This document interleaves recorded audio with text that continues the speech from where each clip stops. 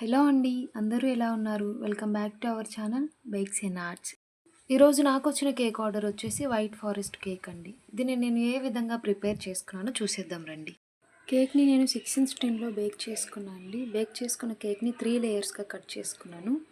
First లేయర్‌పై sugar సిరప్‌తో soak చేసుకున్నానండి. షుగర్ సిరప్‌లో 1 tablespoon of Milkmaid use చేయడం వల్ల టేస్ట్ ఇంకా ఎన్హాన్స్ అవుతుంది. నేను ఫిల్లింగ్లో మిల్క్ మేడ్ని యూస్ చేస్తున్నా అండి. మిల్క్ మేడ్ యూస్ చేయడం వల్ల టేస్ట్ చాలా బాగుంటుంది. కస్టమర్ ఇచ్చిన ఫస్ట్ ఆర్డర్తో సహా మనం రిపీటెడ్గా కేక్ ఆర్డర్స్ తీసుకోవడానికి ఛాన్సెస్ ఉంటాయి.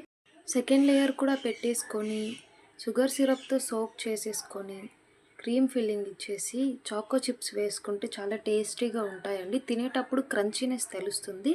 కస్టమర్ కూడా సాటిస్ఫై అవుతారు వాళ్ళు ఇచ్చే మనీకి. సైడ్స్ ఎక్స్ట్రాగా వచ్చే క్రీమ్ని మనం వెంటనే స్క్రాప్ అవుట్ చేసుకోవడం వల్ల ఎడ్జెస్ అనేవి మనకు నీట్ ఫినిషింగ్ వస్తుందండి.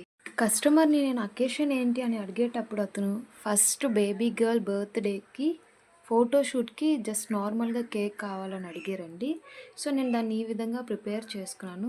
థర్డ్ లేయర్ కూడా పెట్టేసి ఎక్సెస్ క్రీమ్ని రిమూవ్ చేసేసుకొని షుగర్ సిరప్తో సోక్ చేసేసుకున్న తర్వాత పైన క్రీమ్ పెట్టేసి మనం 15 మినిట్స్ క్రమ్ కోట్ చేసుకోవాలండి. క్రమ్ కోట్ కంపల్సరీ అని చెప్పలేం, కానీ మనకి టైం ఉంటే క్రమ్ కోట్ చేసుకొని 15 మినిట్స్ ఫ్రిడ్జ్లో పెట్టుకోవాలండి.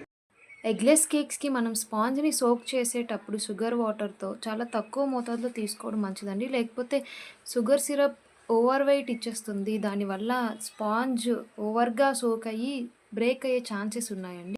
క్రమ్ కోట్ ఫినిష్ అయ్యాక కేక్ని ఫ్రిడ్జ్లో పెట్టే ముందు బోర్డ్ అనేది క్లీన్ చేసుకోవాలండి. లేకపోతే క్రీమ్ హార్డ్ అయిపోయి ఇంకా క్లీన్ చేయడానికి అవ్వదు, కష్టమవుతుంది.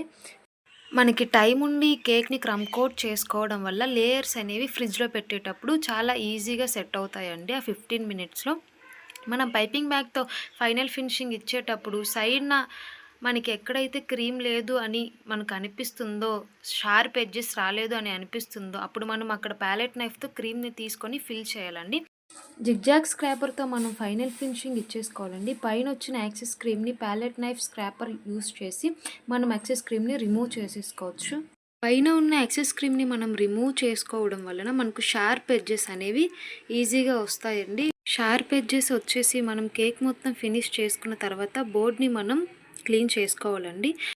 కస్టమర్ నాకు ఆర్డర్ ఇచ్చేటప్పుడు డిజైన్ ఏం అవసరం లేదని చెప్పారండి. సో నేను సింపుల్గా ఎలిగెంట్ లుక్ వచ్చే విధంగా వైట్ కాంపౌండ్ని గ్రేట్ చేసుకున్న వైట్ కాంపౌండ్ని ఫైనల్గా ఫినిషింగ్ ఇచ్చేసి 1M నోజిల్తో రోజెట్స్ వేసేసుకొని పైన చెరీస్ ఫైనల్గా డెకరేట్ చేసుకొని హ్యాపీ బర్త్డే ట్యాగ్ని పెట్టేసుకుంటే white forest cake ready. Please do follow for more videos.